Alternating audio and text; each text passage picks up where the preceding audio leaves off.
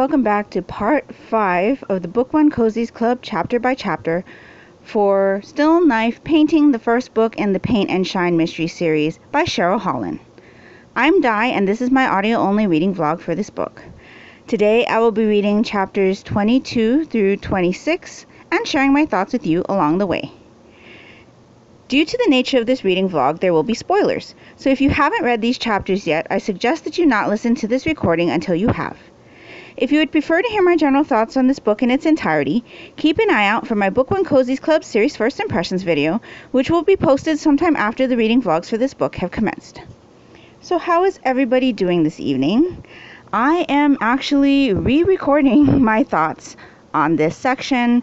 I had a little bit of an issue today when I was transferring the files from my recording device to my computer, and the entire recording device malfunctioned.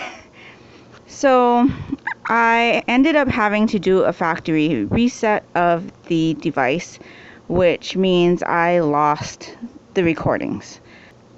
I didn't lose just the recording of tonight's chapters.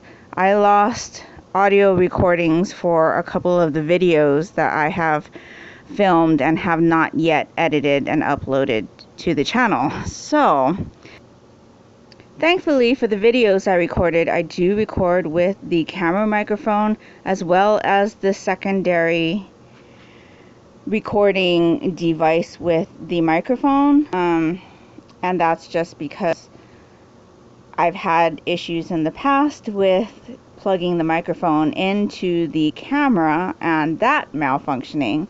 So now, at least if one of the audio sources malfunctions, I have a backup. I don't even want to think about what would happen if both audio sources malfunction, but we're not going to think about that right now. So I tried everything before doing the factory reset on my device to see if I could salvage the recorded thoughts, and there was just no way possible. So I am here to re-record my thoughts.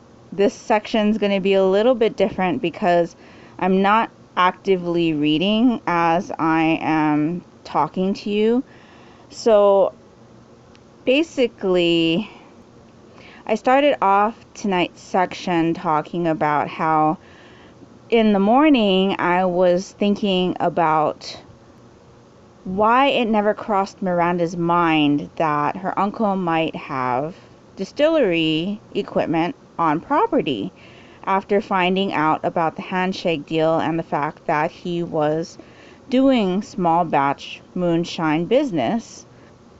There was some talk directly from Miranda, I believe, early on in the book about how she was having trouble securing the loans to finance the equipment she'd need in order to fulfill her stipulation for the inheritance.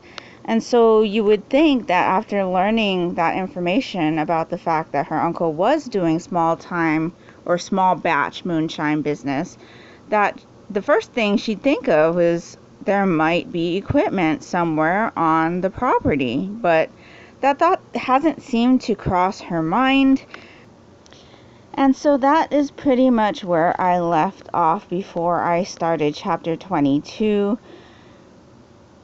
I don't remember exactly where I stopped after that, but I can tell you that for the rest of the chapters, I thought that Miranda was being a royal bee, if you know what I mean.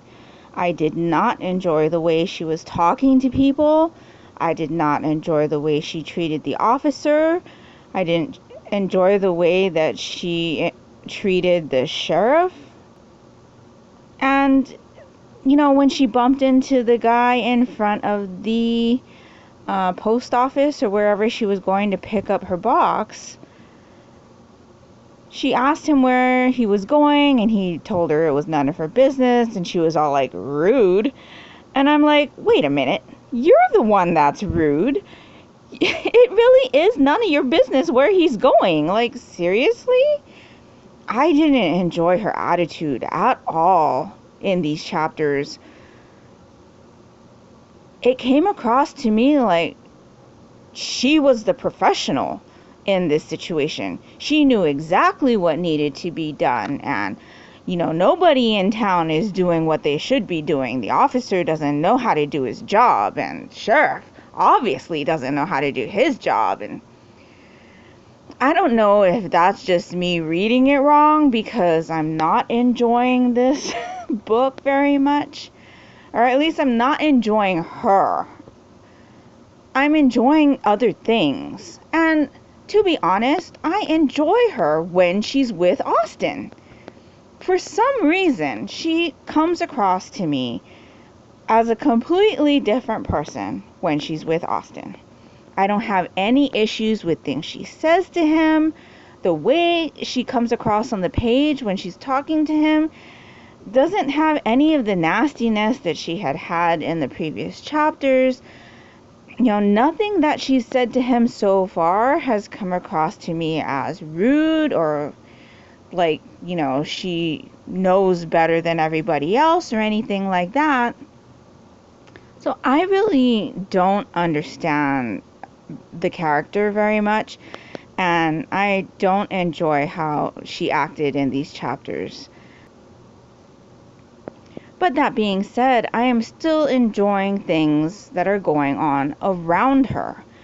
Things that, we see from the sheriff's point of view, for example, or little glimpses that we see from her adventure tours. I'm enjoying those. I did find it interesting that we had an intruder in these chapters, and so I'll be interested to find out who that intruder is, maybe based on the little DNA sample that they got off the shirt that Sandy was able to rip off.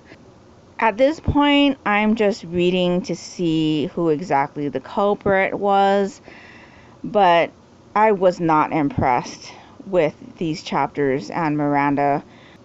I'm truthfully disappointed because I went into this one expecting to really enjoy it.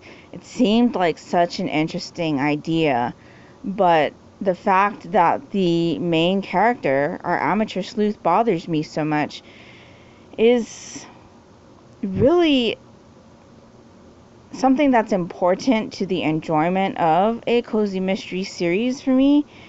And because I'm not enjoying her very much, I think at this point you can pretty much put together that I probably will not be continuing with this series. But that being said, I will be back tomorrow for chapters 27 through 31. And that will do it for me this evening. So I apologize if the thoughts that I have are a little bit discombobulated. I was really flustered trying to get all of the recordings to be saved, and it just wasn't possible. So let me know what your thoughts were on these chapters. Did you see Miranda the way that I was seeing her? I'm curious to see if any of you are listening to this one on audiobook, because I'm wondering how she's coming across in that. If she's as hostile as she came across on the page for me in these chapters. But anyway, leave me a comment down below. Let me know what your thoughts were. Don't forget, you can come talk to me on Discord or the Mystery Madness Goodreads group. And I will talk to you tomorrow. Hope you're all having a great evening. Bye.